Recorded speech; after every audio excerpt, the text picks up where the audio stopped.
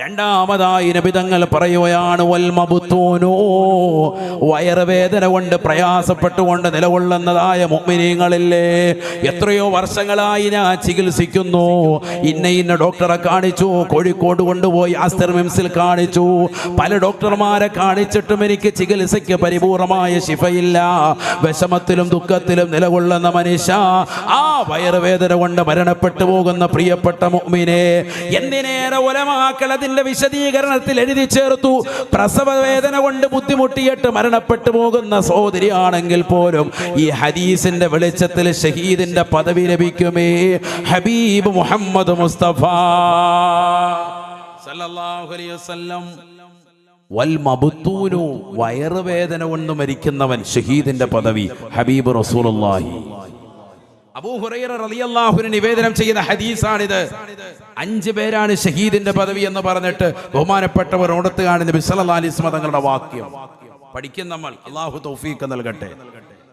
തീർന്നില്ല. വൽ ഗരീഖു, മുങ്ങി മരിക്കുന്നതായ ആളുകളില്ലയോ, മലവെള്ള പാച്ചുകൾ വെള്ളം വന്നുകൊണ്ട് ശരീരമാസകലം അടിച്ചു കയറി ശ്വാസം മുട്ടിക്കൊണ്ട് മുങ്ങി മരിച്ചതാകുന്ന എത്രയോ പാവങ്ങളാണ് വയനാട്ടിലുള്ളത്. പഠിച്ചു വെക്കണേ.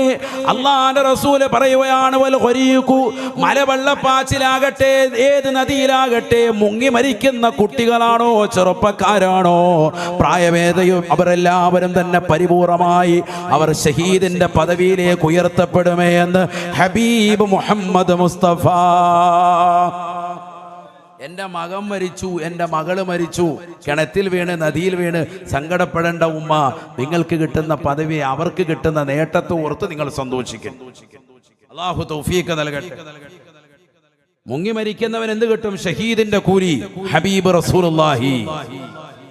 തീർന്നില്ല. വസ്വാഹിബുൽ ഹദിമി, കെട്ടിടം തകർന്നുകൊണ്ട് മരിക്കുന്നതായ ആളുകൾ വീടിനകത്തളത്തിൽ രാത്രിയിൽ തിങ്കളാഴ്ച രാത്രി ഉറങ്ങിക്കിടക്കുന്നു. രാവിലെ നോക്കുമ്പോൾ കെട്ടിടത്തിന്റെ അടിയിൽ അകപ്പെട്ടുകൊണ്ട് മരണപ്പെട്ടു പോവുകയാണ്.